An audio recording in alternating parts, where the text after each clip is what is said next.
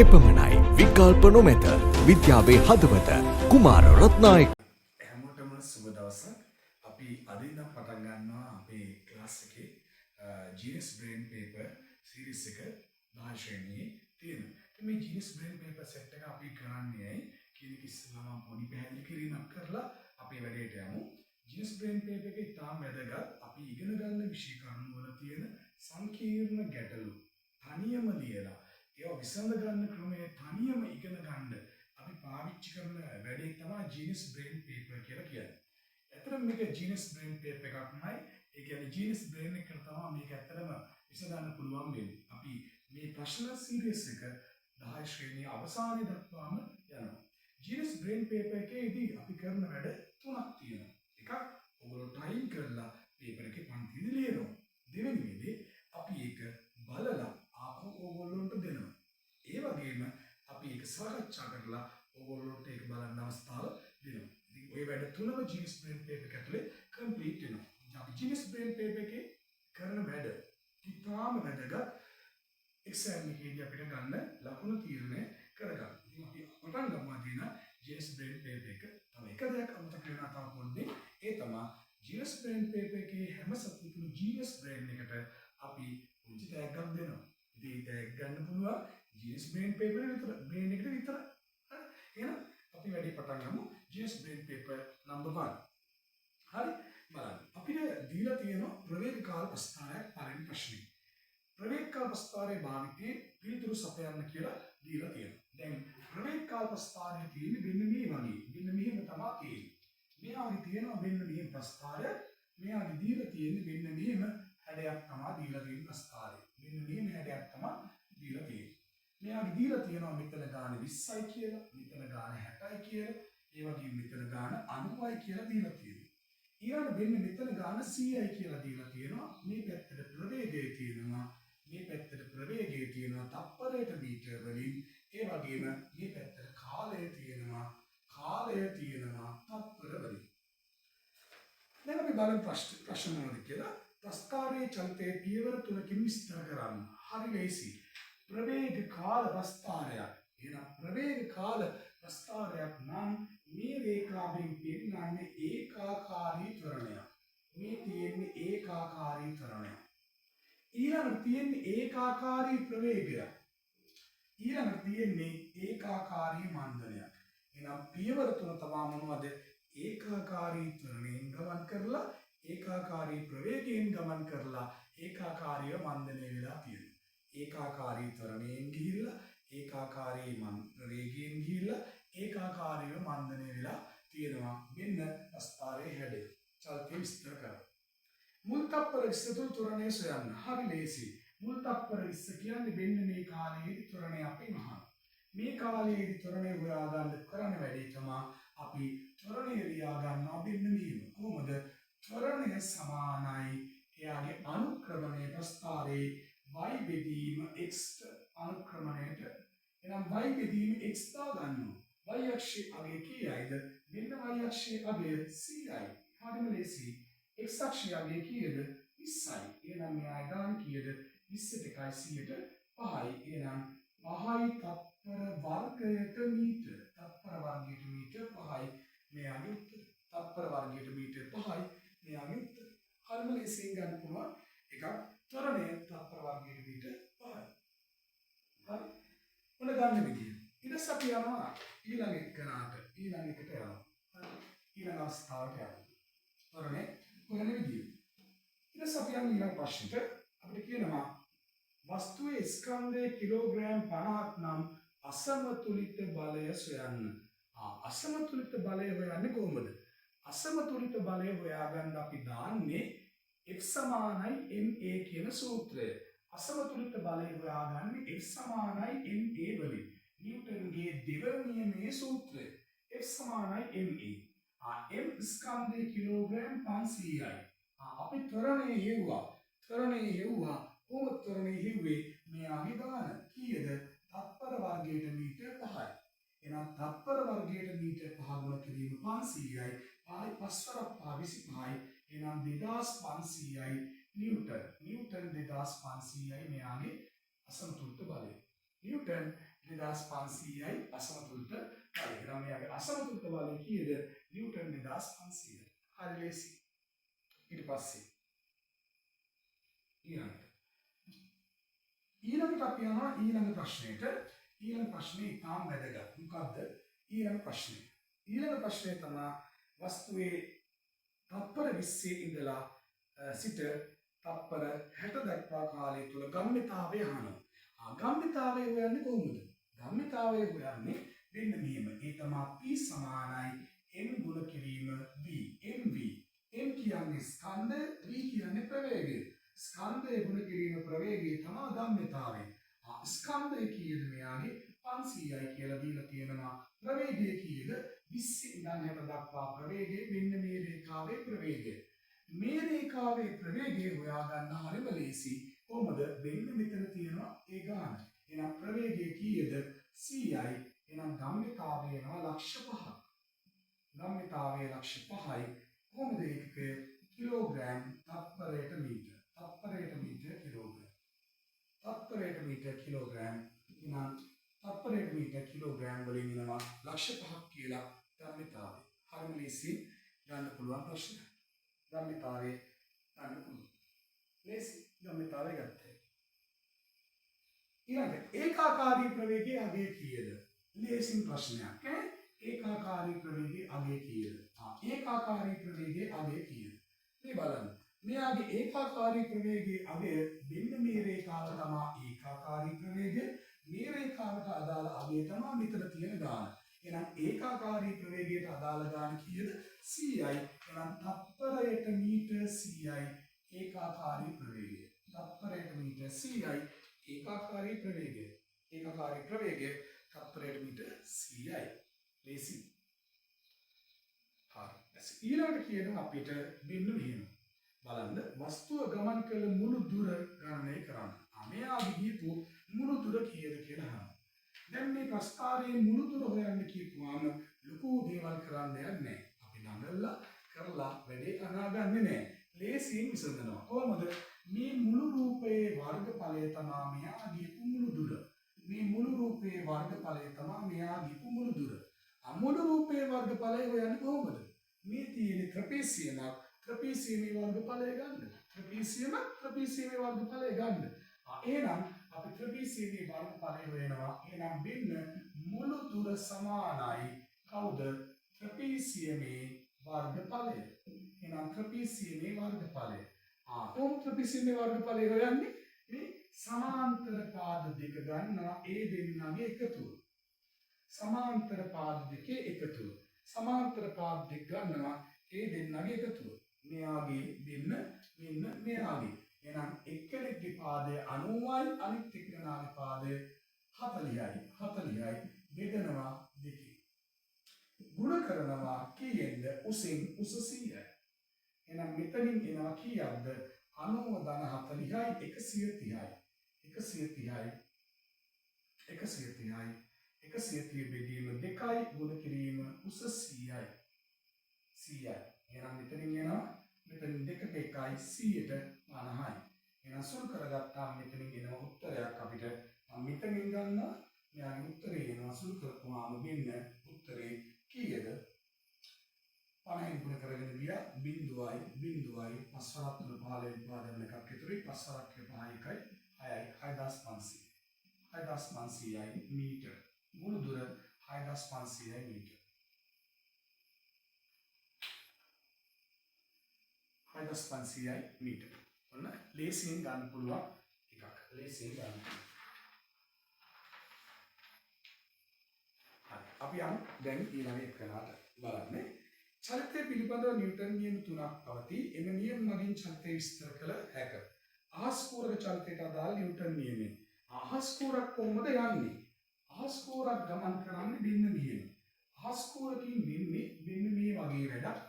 අහස් කූරක චලිතය විස්තර කරනවා. මේ බලන්න අහස් කූරක් අපි ගන්නවා. අහස් කූරක චලිතය කොහොමද තියෙන්නේ කියලා බලමු. ප්‍රවේග අවස්ථාවේ අයින් කරමු නේද අපි. හරි අයින් කරලා අපි ගමු අහස් කූරක් මොන වගේද? අහස් කූරක තියෙනවා මෙන්න මේ වගේ වෙඩි බෙහෙත් තියෙන කොටසක් තියෙනවා. මේ වගේ වෙඩි නූලක් තියෙනවා. මේ වගේ ඉරටුවක් තියෙනවා. දැන් අපි මේ වෙඩි නූලට ගිනි ගල්වතුමා මේක දහනේ වෙලා වෙන්න මේම ගිහිලා මෙයාගේ වෙඩි බෙහෙත් දහනේ වෙනවා. දහනේ වෙලා වෙඩි බෙහෙත් ටික දහනේ වෙලා පල්ලෙහාට එනවා. අන්න පල්ලෙහාට එද්දී පල්ලෙහාට ඇති වෙනවා ක්‍රියාවක්. මෙන්න මේ වෙඩි බෙහෙත් දහනේ වෙලා ඇති වෙන ක්‍රියාවට සමානව ප්‍රතිවිරුද්ධව ප්‍රතික්‍රියාවක් ඇති වෙනවා. වෙන්න ප්‍රතික්‍රියාව නිසා මේක ඉහළට තල්ලු වෙලා යනවා. දැන් ක්‍රියාවයි ප්‍රතික්‍රියාවයි තියෙන්නේ නිව්ටන්ගේ කීවෙන් නියමයේද? තුන්වන නියමය. එහෙනම් බලපාන්නේ නිව්ටන්ගේ තුන්වන නියමය. නිව්ටන්ගේ තුන්වන නියමය තමයි බලපාලා තියෙන්නේ. නිව්ටන්ගේ තුන්වෙනි නියමය තමයි බලපාලා තියෙන්නේ. ලේසි.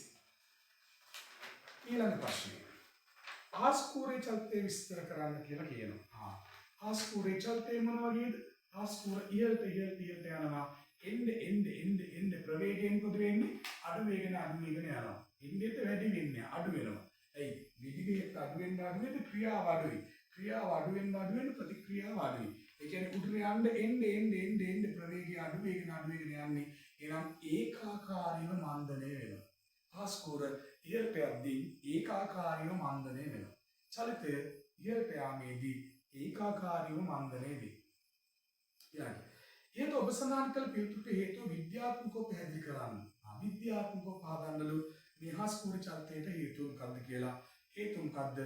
වෙඩි බෙහෙත් දහනය වෙලා අවසාන වෙද්දී ක්‍රියාව ක්‍රමයෙන් අඩු වෙනවා. ඊට සමානව ප්‍රතික්‍රියාව අඩු වීමෙන් ප්‍රවේගය අඩු වෙනවා. වෙඩි බෙහෙත් දානය වීමේ හේතුවෙන් ක්‍රමයෙන් ක්‍රියාවේ ප්‍රමාණය අඩු වෙනවා. ක්‍රියාව අඩු වීමේදී ප්‍රතික්‍රියාව අඩු වෙනවා. ඒ නිසා ක්‍රමයෙන් ප්‍රවේගය අඩු වෙනවා. ඒක තමයි විද්‍යාත්මක හේතුව. හරි. ඊළඟට ආස්කූර පුපුරා යාමෙන් නැති වූ එක් කැබැල්ලක් ගුරුත්වයට නිදහසේ පහළට ගමන් කරයි.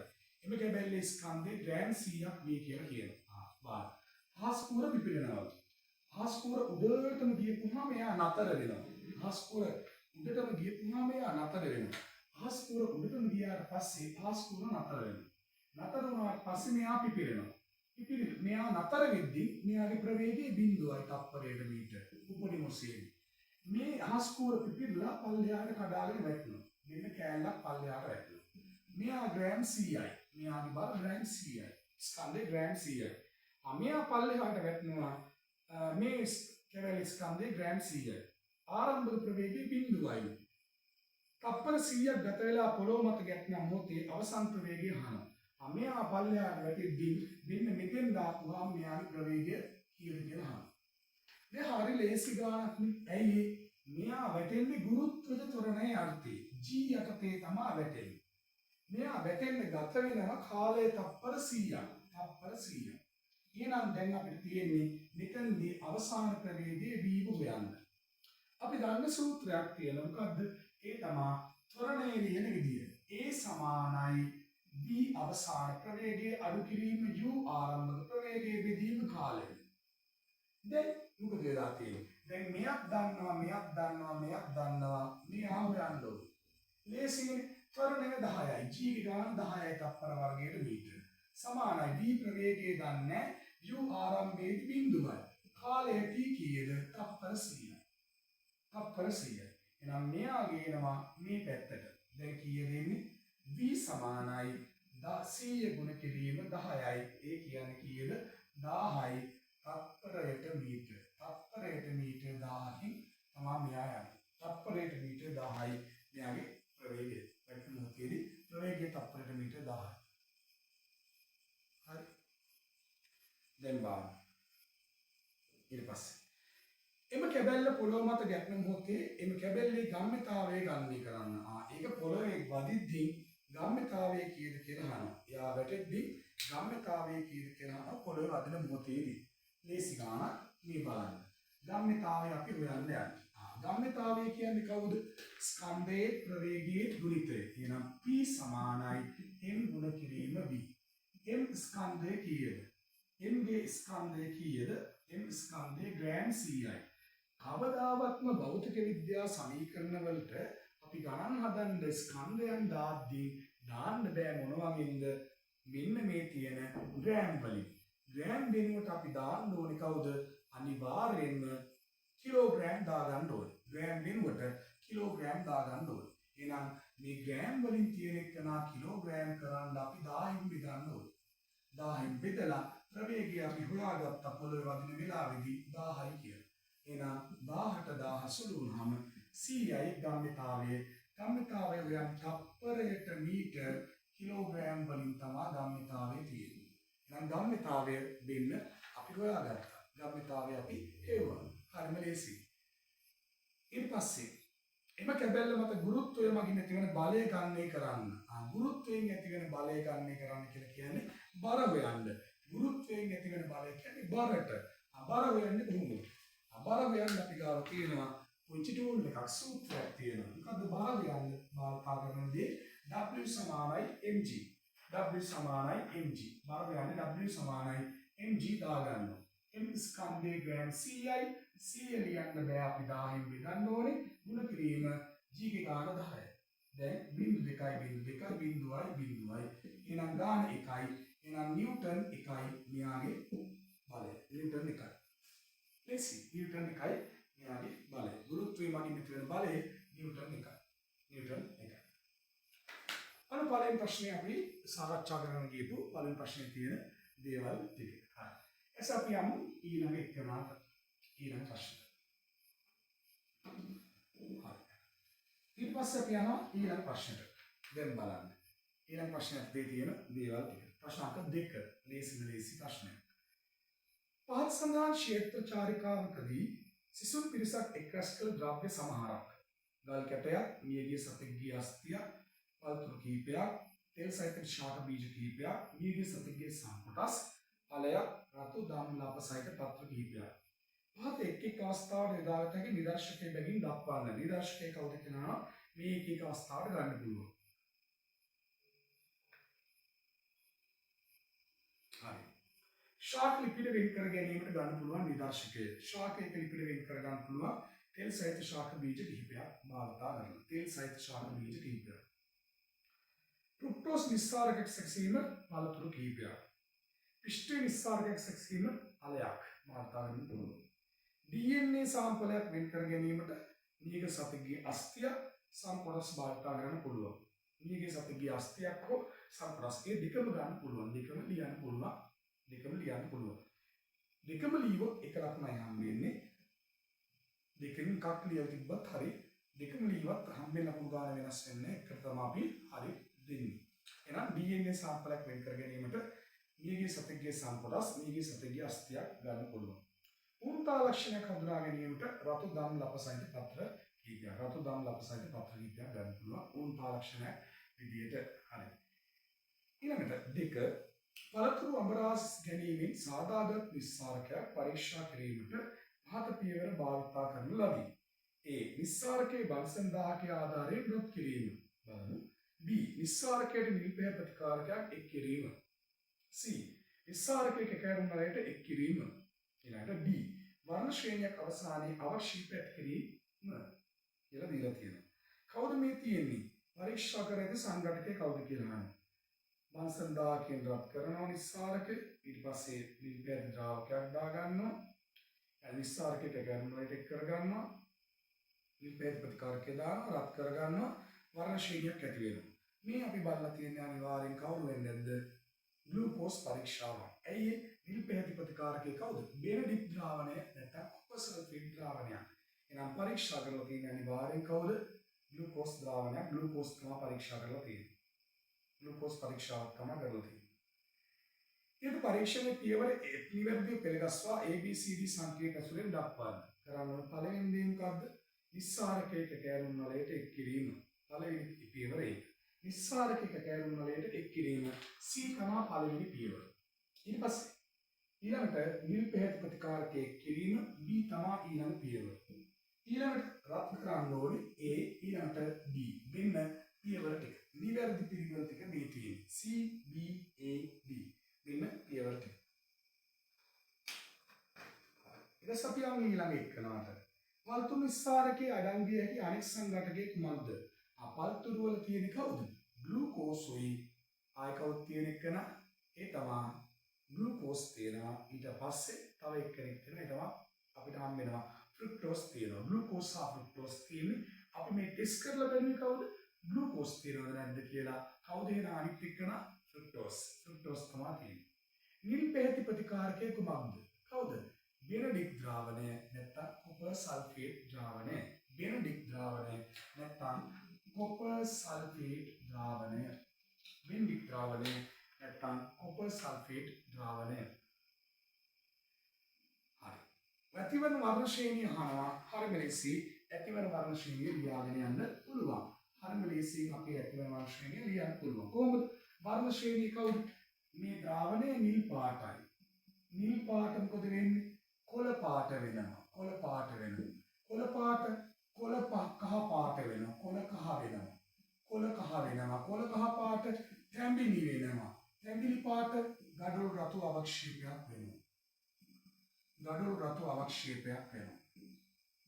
ගඩොල් රතු අවක්ෂේපයක් වෙනවා. ගඩොල් රතු අවක්ෂේපයක් වෙනවා.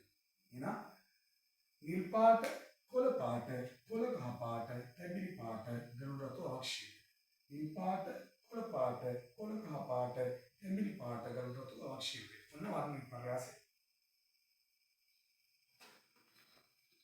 ඊළඟ එක.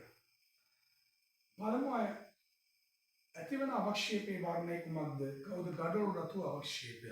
ඇති වෙන්නේ ගඩොල් රතු අවක්ෂේපය තමයි ඇති වෙන්නේ. ගඩොල් රතු අවක්ෂේපයක් ඇති වෙලා තියෙනවා. හරි වැදගත්. හරි. ඊළඟට අපි පළමු අයනීකරණ ශක්තියට අදාළ ප්‍රස්ථාරයක් පාත දැක්වේ. එමගින් තුන්වන ආවර්තයේ මූලද්‍රව්‍ය නිරූපණය වේ. පළමු අයනීකරණ ශක්තිය දීලා තියෙනවා. මේකේ හරිම ලේසි.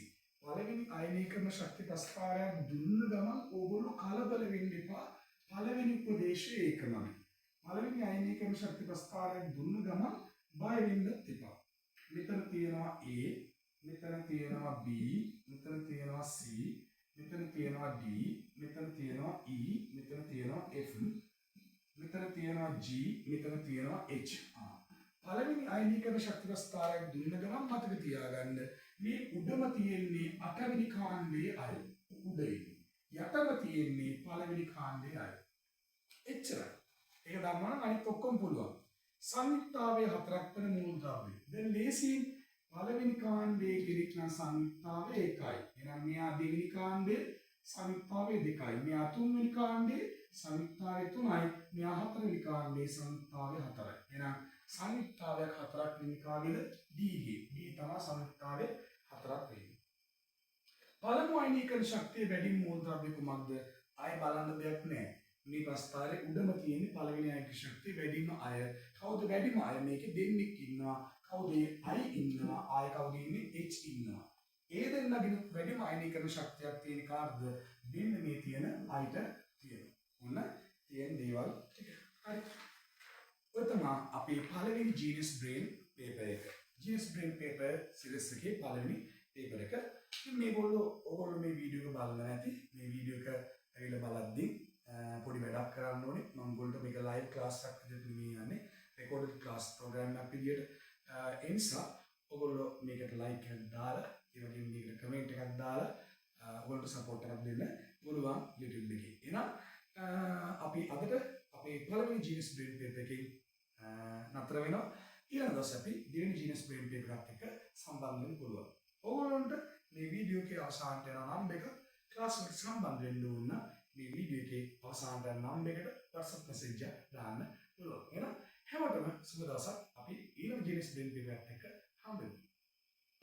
වැඩිම කැපවීම, වැඩිම ඉගැන්වීම් කාලය, 100% ප්‍රායෝගික පරීක්ෂණ, නොමිලේ පැවැත්වෙන ප්‍රශ්න පත්‍ර පන්තිය, නිසක ඒ සාමාර්ථයකට මග කියන පන්තිය, විතුමින කෙලි ඔය 6 සිට 11 වෙනි දක්වා, සමාධි පල්ලේ තලවින්න 9 සිට 11 වෙනි දක්වා, ශිල්ප කටුගස්තුට 9 සිට 11 වෙනි දක්වා.